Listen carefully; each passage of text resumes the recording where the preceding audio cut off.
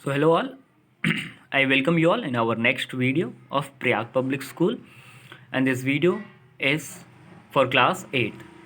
Today we are going through a new lesson in English literature, that is lesson 13, The Tiger, right, which is a poem, and it is lesson 13, it is a part of periodic test 2. So let's proceed further class. Lesson 13, The Tiger, unit test 2, and today's date.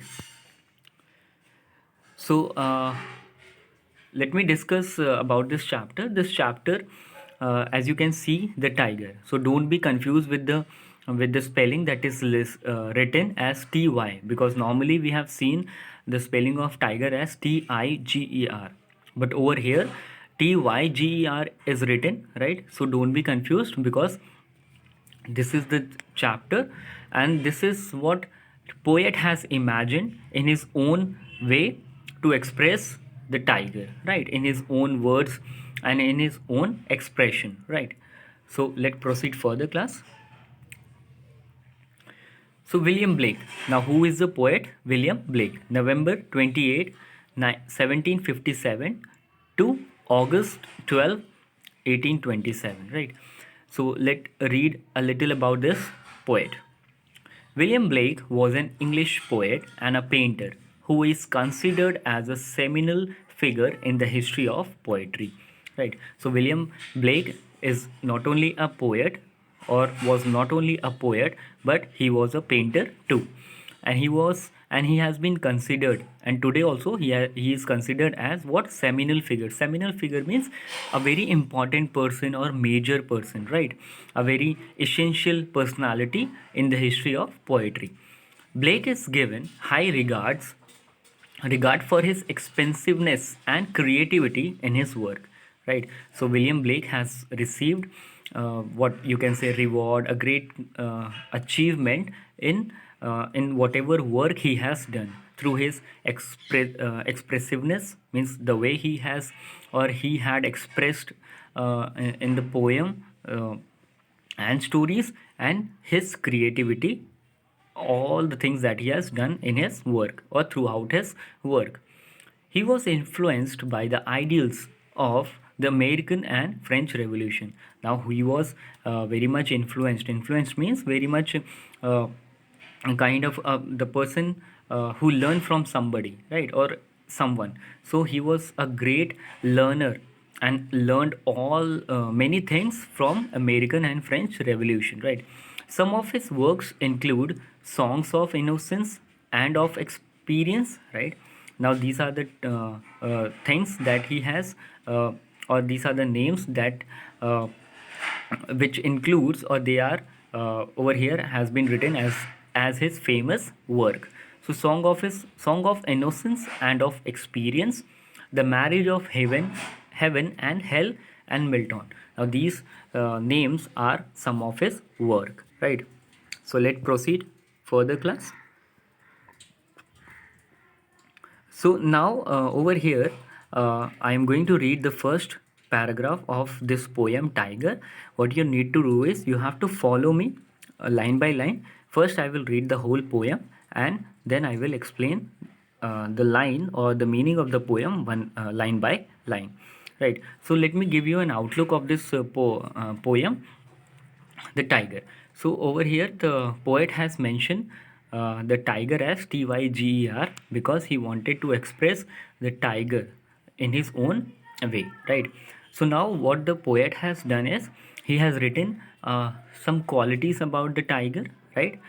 Telling the world the qualities, the different qualities that the tiger possesses, as well as he has also mentioned the god, right? In his poem he has also mentioned the god, that why, what was the reason why the god landed up giving birth to such a ferocious and dangerous and fearful animal, that is tiger, right? So the poet is somewhere in the poem he is appreciating the tiger because of his different and distinguished qualities, whereas somewhere he is not happy at all, because he is complaining to the god that why, you have created such a fearful and ferocious animal at the same time, because at the same time God has also created animals like goat, sheep, and other innocent animals, and other deer animals, right? Deer means the animals which are very which don't harm other people or animals, right? But tiger is someone or something that harms people, and especially he depends on other animal for his food. So he, what he used to do, he used to kill the animals, right? So that means he is not at all happy, the poet is not at all happy with the god after creating, or who has created such a ferocious and fearful animal. So let's read the paragraph. Tiger, tiger, burning bright in the forest of the night, what immortal hand or eye could frame thy fearful symmetry? Right. So now the poet is saying कि tiger, tiger, burning bright. Burning bright means skin yellow and orange. आपने देखा होगा कि tiger की जो skin होती है वो कैसे होती है, येलो एंड ऑरेंज, और वो ऐसे लगते हैं जैसे कि आग की लपटें हों. आपने देखा होगा आग की लपटें, जब बहुत भयंकर आग कहीं लग जाती है तो उनकी लपटें आपने देखी होगी कि कैसे वो आग जलती रहती है, एकदम येलोइश और ऑरेंज कलर उसमें आपको आराम से दिख सकता है उस भयंकर आग में या लपटों में. तो जो आपने टाइगर को देखा होगा, टाइगर की जो स्किन होती है वो भी स्किन जो होती है वो भी ऑरेंज या येलो कलर की येलो कलर के को दोनों कलर को मिला के रहती है. तो now over here the tiger the poet is saying कि tiger tiger your like your skin is full of what, burning bright. मतलब जो उसकी स्किन है वो किस तरीके से दिखती है, जैसे कोई चीज़ जल रही हो, because it looks like a fire is burning because of the color yellow and orange in the forest of the night. Now during the night the color, whenever during the night, it seems like that only, that during the dark time or in between the dark time, when we see tiger, it looks like something is burning very brightly, right? What immortal hand or eye could frame thy fearful symmetry? What immortal? Immortal means living forever. So over here, immortal is pointing to the god. Now the poet has mentioned immortal just because to point out the god in this particular stanza, right? So what immortal hand और आई, मतलब अब कौन ऐसा, मतलब immortal का मतलब है living for ever, और लिविंग फॉर एवर जो इंसान, मतलब जो शख्स हमेशा ज़िंदा रहे, और हमेशा ज़िंदा रहेगा कौन, या हमेशा कौन ज़िंदा रहता है, गॉड. तो यहाँ पे गॉड को मेंशन किया है कि जो हमेशा ज़िंदा रहने वाला शख्स है उसने अपने हाथों को, ठीक है, और मतलब इस टाइगर के ऐसे, मतलब इसके हाथों को और इस टाइगर के आँखों को, ठीक है, बनाया है, ठीक है. Could frame thy fearful symmetry. Fearful means full of fear, frame means to make, thy means yours, ठीक है. फियरफुल किसका है, फुल ऑफ फियर, ठीक है, और सिमेट्री मीन्स फ्राइटनिंग, ठीक है. तो यहाँ पे गॉड पोएट कहता है कि भगवान तुमने जो है अपने हाथों से और अपने आँखों से कितना भयानक इस तरीके का जानवर बना दिया है, जो कि थाई मतलब योर्स है, ठीक है. तो यहाँ पे फोर्थ लाइन में पोएट जो है वो टाइगर को भी मेंशन कर रहा है, किस वर्ड से, थाई से. Thai means yours.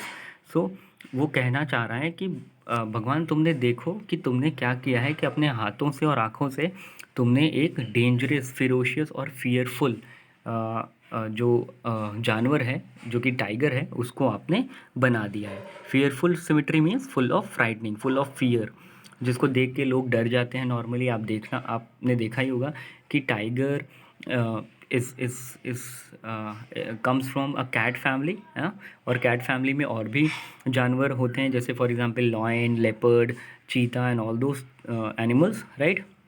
And tiger is one of them. And you might have noticed, you might have heard, you might have seen कि जब टाइगर की बात आती है या टाइगर जब सामने आ जाता है तो how how how people reacts, किस तरीके से वो रिएक्ट करते हैं, कि वो एकदम क्या हो जाते हैं, डर जाते हैं, right?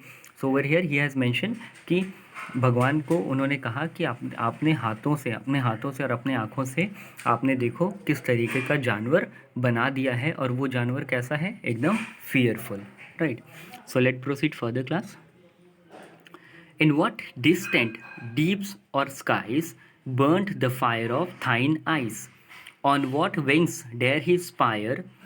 What the hand dare seize the fire? Right. So now over here, the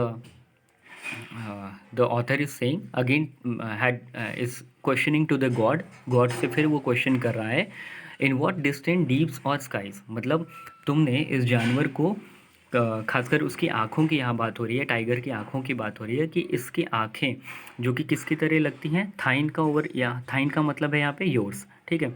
अगर उसकी आँखें अभी कभी आप देखो टाइगर की, तो एकदम ऐसे लगता है कि जैसे उसकी जो ये रेटिना होती है, या ये कह लो कि जो उसकी आँखें होती हैं जिसे वो देखते हैं, वो एकदम किसकी तरह, बॉल ऑफ फायर की तरह लगती है, मतलब एक आग के गोले की तरह लगती है उसकी जो आँखें होती हैं। तो उसी के बारे में यहाँ पे बोला जा रहा है कि जो टाइगर की आँखें हैं, जो कि आग की गोले की तरह लगती हैं छोटी छोटी, वो तुमने मतलब गॉड ने, यहाँ पे गॉड को मेंशन किया है, तो तुमने कहाँ से इसको निकाला है, मतलब कहाँ से इसकी आँखों को तुमने निकाला है, कि अंदर एकदम डीप जाके धरती के नीचे से निकाला है, या कहीं ऊपर जाके आकाश या ब्रह्मांड से खोज निकाला है, किसकी क्या चीज़ खोज निकाला है, टाइगर की आँखों को, जो कि किसकी तरह रिफ्लेक्ट करती है, it reflects like a ball of fire, right.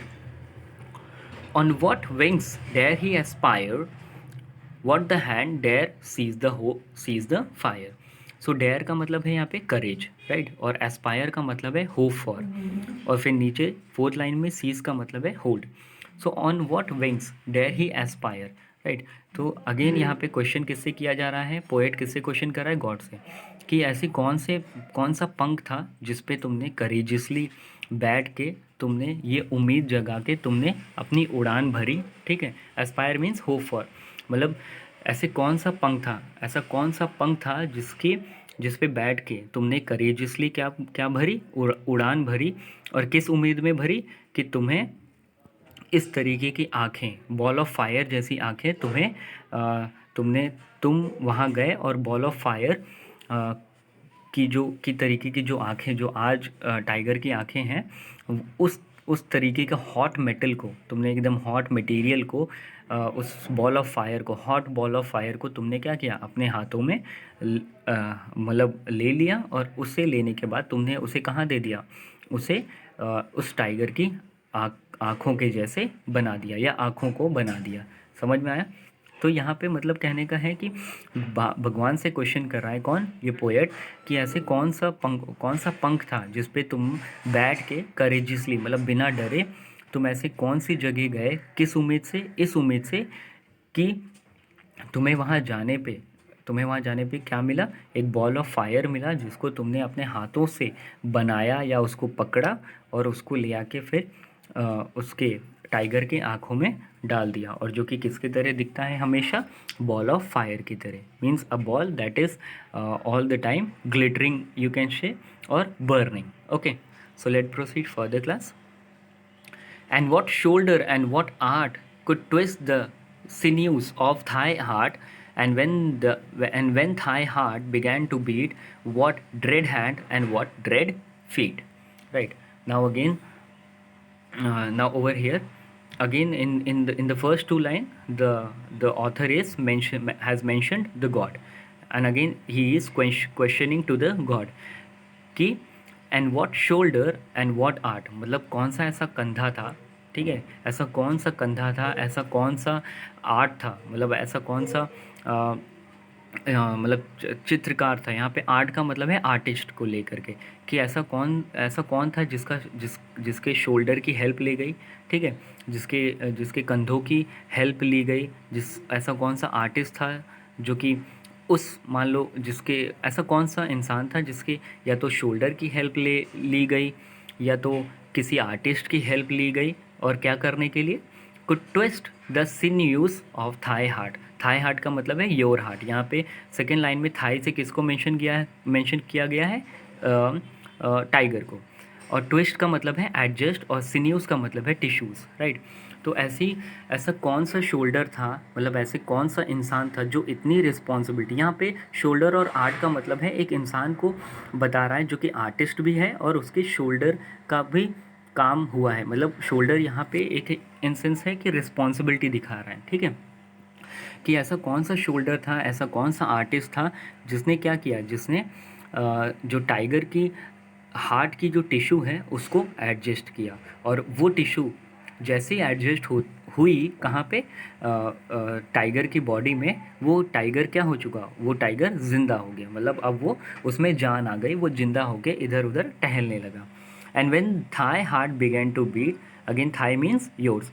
और अब यहाँ पे थर्ड लाइन में स्पेशली किसकी बात हो रही है, टाइगर की। और क्या पोएट यहाँ पे कह रहा है कि और जैसे ही तुम्हारे हार्ट में, मतलब तुम्हारे दिल में उस आर्टिस्ट ने या उस रिस्पॉन्सिबल शोल्डर ने जैसे ही तुम्हारे हार्ट की टिश्यू को एडजस्ट किया, तो तुम में क्या आ गई, तुम में अब उस टाइगर में क्या आ गई, जान आ गई, मतलब वो जीवित हो गया, ठीक है। What dread had and what dread feed, dread means fearful. और जैसे उसमें जान आ गई तो क्या हो गया, वो जो जानवर है, मतलब जो टाइगर है, वो एकदम फियरफुल लगने लगा, मतलब एकदम फिरोशियस, एकदम डेंजरस, एकदम फियरफुल लगने लगा, मतलब लोगों के लिए डरावना लगने लगा।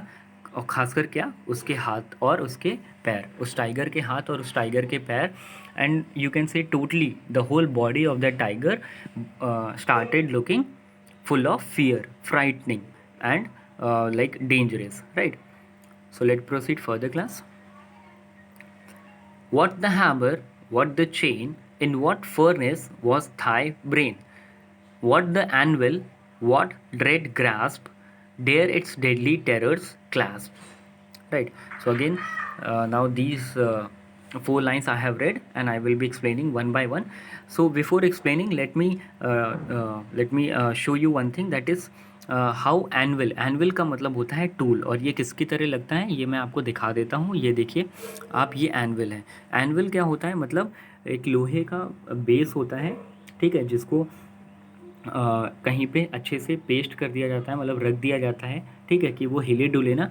और उसके ऊपर जो है हम क्या यूज़ करते हैं, उसके ऊपर कुछ ना कुछ रख के हम उसको किसी न किसी चीज़ को क्या करते हैं, शेप करते हैं। जैसे आप देख सकते हो कि ये नीचे जो लोहे का पूरा बड़ा सा आयरन पीस रखा हुआ है, उसे एनविल कहते हैं, ठीक है। और ऊपर आप देख सकते हो इस इंसान के हाथ में क्या है, एक हैमर है, मतलब हथौड़ा है, और दूसरे हाथ में भी एक हथौड़ा है। और वो इस पीस ऑफ आयरन, जो छोटा सा पीस ऑफ आयरन ऊपर रखा है जो जल जल रहा है, उसको वो क्या कर रहा है, दोनों हथौड़ों की हेल्प से क्या कर रहा है, उसको शेप में ला रहा है, राइट। सो वो तो शेप में आ जाएगा, और किसकी वजह से, पहली बात तो हथौड़े की वजह से जो उसके हाथ में है, और दूसरा इस एनविल की वजह से, जो कि नीचे आप देख सकते हो बड़ा सा पीस ऑफ आयरन, बहुत बड़ा सा पीस ऑफ आयरन रखा है। तो इसे हम बोलते हैं एनविल, जिसके ऊपर कोई ना कोई लोहे की चीज़ या ऐसी चीज़ रख के हम उसको क्या करते हैं, शेप में लाते हैं। So let's go back. What the hammer, what the chain. Hammer मतलब हथौड़ा, आयरन टूल, और चेन का मतलब भी है iron tool, a kind of like a tools which are made up of iron.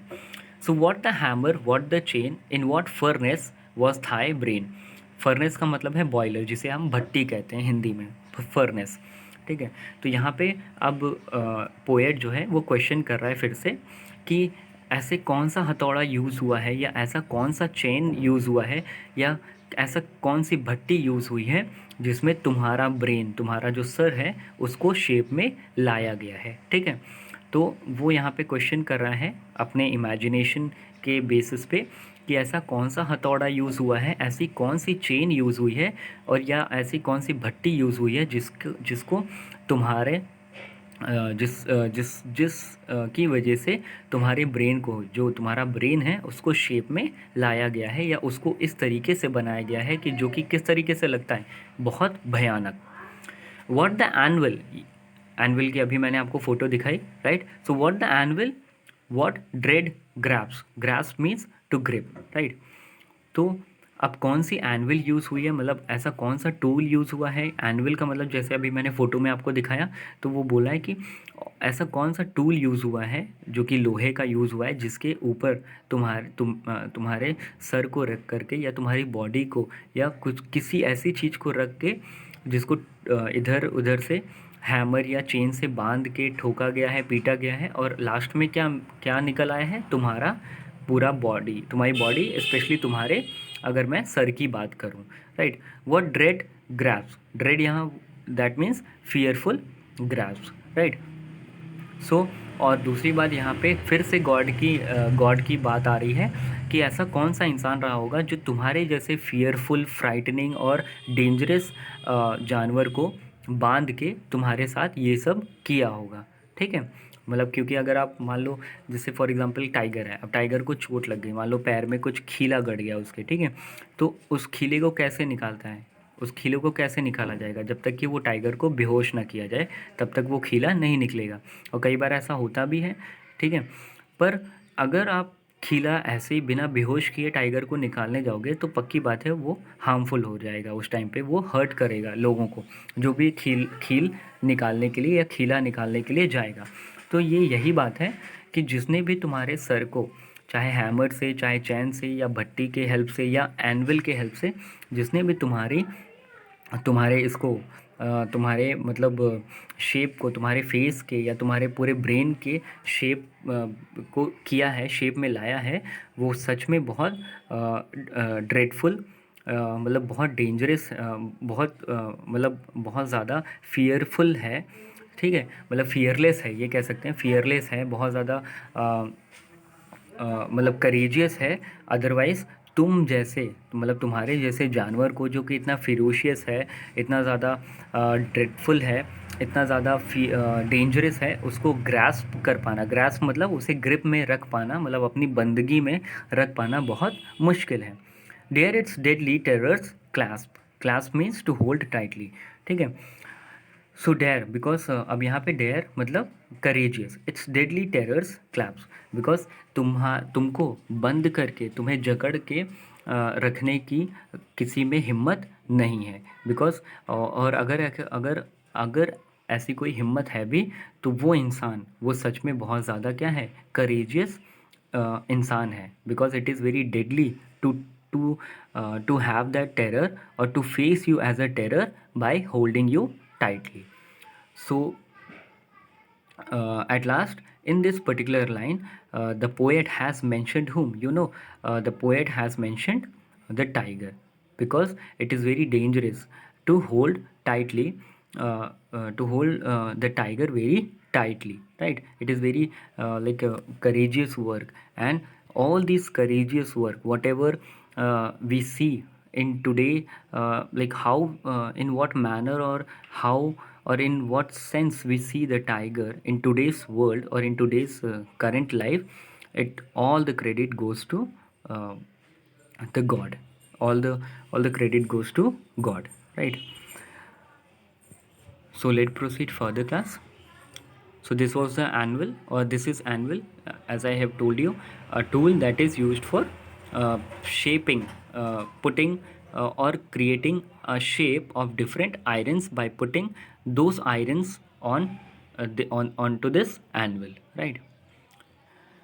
So homework students, you all have to write down the word meanings in the classwork copy and meanings in the book, right. So what you have to do is you have to write down the word meaning in the classwork copy and the meanings in the book as I have written in my book. Also learn, right, also learn the poem, at least 3 stanzas. Now you have to learn the poem, this tiger poem, lesson 30, at least 3 stanzas, right, 10 to 12 lines. So students, in our next class, we will continue this chapter, that is lesson 13, tiger, right. So what we are going to do in our next class, that we will be continuing this chapter, lesson 13, that is tiger, right. So till then, take care and stay safe. Thank you, class.